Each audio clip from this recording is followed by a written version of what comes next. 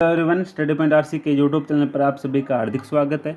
तो आज हम जीके का नया टॉपिक करने वाले हैं, national symbol of India, Bharat के राष्ट्रीय प्रतीक।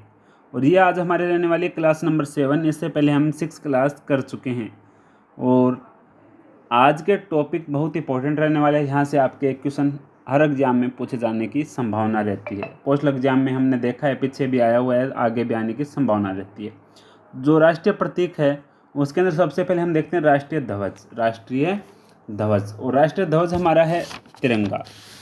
राष्ट्रीय ध्वज क्या है? हमारा तिरंगा है।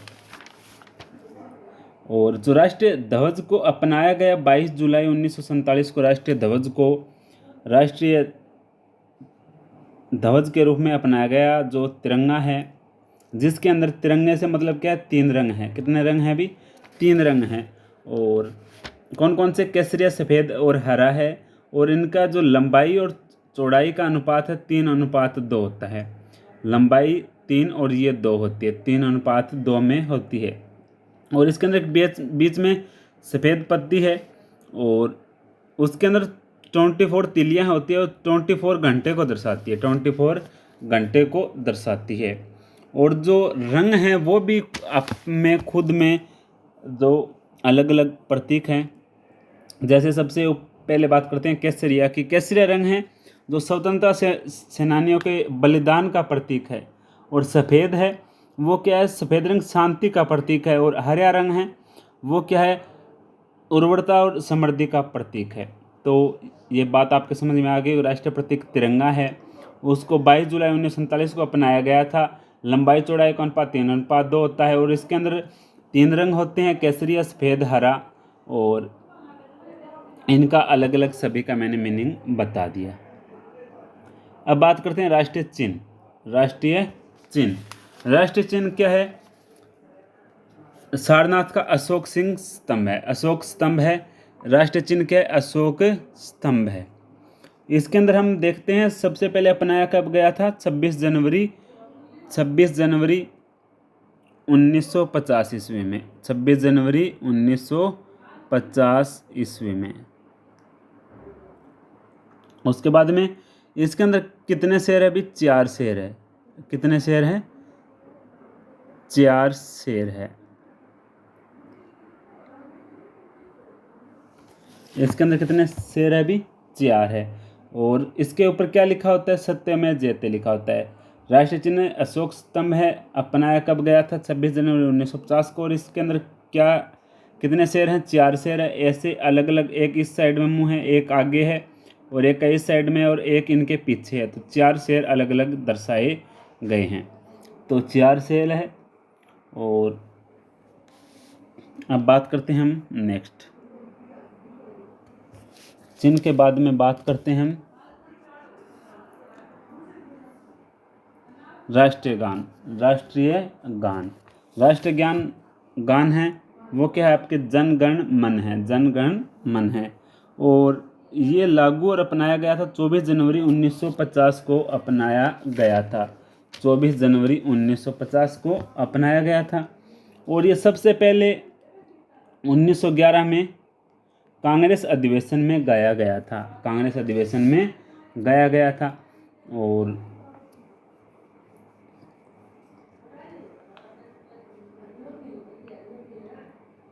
और इसका जो रचयिता है वो है रविन्द्रनाथ टैगोर। गायन का समय इसका होता है 52 सेकंड। और सर्वप्रथम प्रकाशित कब हुआ था? तत्वबोधिनी पत्रिका के अंदर सर्वप्रथम 1912 के अंदर प्रकाशित हुआ था। और 1913 में जो रविन्द्रनाथ टैगोर है उनको क्या मिला था? उनको मिला था नोबेल पुरस्कार, साहित्यिक रूप में नोबेल पुरस्कार मिला था। शीर्षक है भारत भाग्य विधाता। राष्ट्रगान क्या है भी आपके? राष्ट्रगान है आपके जनगण मन। अपनाया गया 24 जनवरी 1950 को। और इसका समय होता है 52 सेकंड। रचयिता रविन्द्रनाथ टैगोर। सर्वप्रथम प्रकाशित कब हुआ था पत्रिका में? 1912 में। और 1913 में रविन्द्रनाथ टैगोर को इस उपलक्ष्य में साहित्य के रूप में क्या मिला था? पुरस्कार मिला था, नोबेल पुरस्कार। अब देखते हैं राष्ट्रीय गीत। राष्ट्रीय गीत है वंदे मातरम। रचयिता बंकिम चंद्र चटर्जी।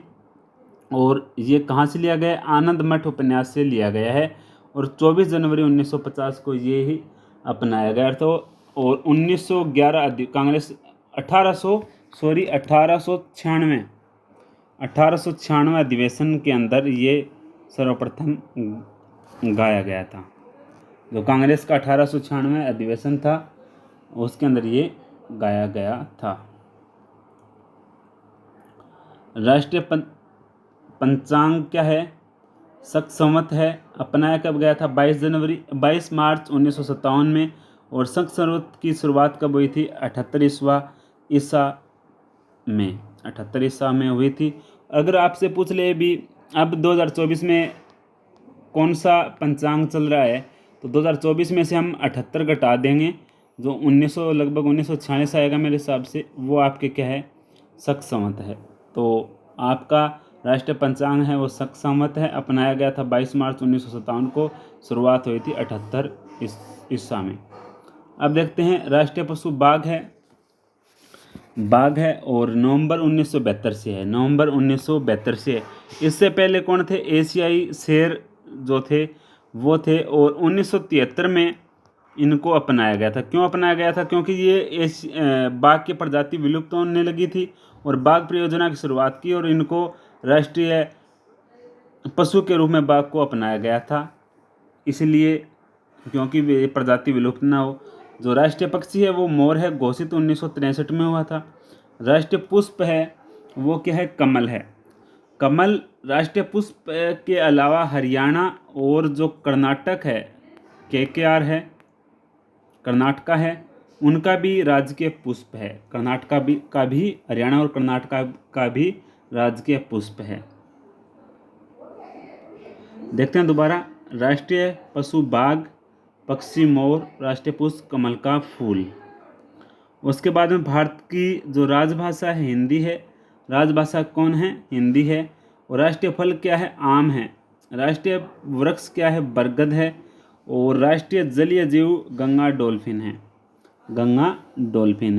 और राष्ट्रीय जलीय जीव गंगा डॉल्फिन है। और राष्ट्रीय विरासत पशु क्या है? हाथी है। राष्ट्रीय पशु क्या है? हाथी है। जो राष्ट्रीय जलीय जीव गंगा डॉल्फिन है, और ये मीठे पानी की हम डॉल्फिन भी इसको हम बोल सकते हैं। अगर राष्ट्रीय आपको नदी पूछे तो गंगा नदी है। राष्ट्रीय नदी पूछे तो कौन सी है? अभी गंगा नदी है। मैं दोबारा से एक बार सभी का रिवाइज कर देता हूँ। इसके अंदर कुछ एक हमने लिखे नहीं है, जो इम्पोर्टेंट है वो आपको बताए हैं। सबसे पहले मैं जो आपके राष्ट्रीय मुद्रा है, राष्ट्रीय ध्वज से लगता हूँ।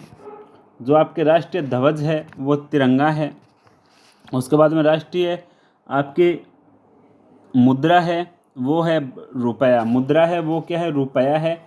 जैसे आर और र के यहाँ पर ये करने से लिया गया है। मुद्रा है वो 15 जुलाई 2016 को ये प्रतीक आया था। 15 जुलाई 2016 को डी उदय कुमार ने ये प्रतीक निकाला था। और राष्ट्रीय जो आपके खेल है वो हॉकी है। राष्ट्रीय नदी गंगा है। और उसके बाद में राष्ट्रीय कैलेंडर संवत है। निष्ठा की शपथ क्या है? राष्ट्रीय प्रतिज्ञा है। शपथ क्या है? प्रतिज्ञा। राष्ट्रीय नदी गंगा है। राष्ट्रीय विरासत पशु भारतीय हाथी है। राष्ट्रीय पशु आपके बाघ है। राष्ट्रीय पक्षी आपके भारतीय मोर है। और राष्ट्रीय वृक्ष आपके बरगद है। गीत आपके वंदे मातरम है। राष्ट्रीय गान आपके जनगण मन है। राष्ट्रीय खेल हॉकी है। राष्ट्रीय जलीय जीव गंगा नदी डॉल्फिन है। राष्ट्रीय सब्जी कद्दू है। राष्ट्रीय फल आम है। और राष्ट्रीय फूल आपके कमल है। तो आपके बात समझ में आ गई होगी। राष्ट्रीय प्रतीक से आपके क्वेश्चन अवश्य आता है। अगर आपको रिवाइज करना है तो ये आपके बहुत इंपॉर्टेंट पॉइंट्स है, जहाँ से आपके एक क्वेश्चन आपको एग्जाम में देखने को मिल सकता है। तो आज की क्लास छोटी थी लेकिन एग्जाम की दृष्टि से इम्पोर्टेंट है। आपको ये 17 राष्ट्रीय प्रतीक का वो याद रखना है और 17 में से आपके एक अवश्य आएगा। और लगभग आपके याद ही होंगे, कुछ याद न है तो आप बिल्कुल एक बार क्लास को दोबारा देखें। कोई भी डाउट्स रहता है तो कमेंट बॉक्स में ज़रूर बताएं। आज के लिए बस इतना ही। मिलते हैं नेक्स्ट क्लास के अंदर नए टॉपिक के साथ। तब तक जुड़े रहिए स्टडी पॉइंट आर्ट्स के साथ। धन्यवाद। Thanks for watching.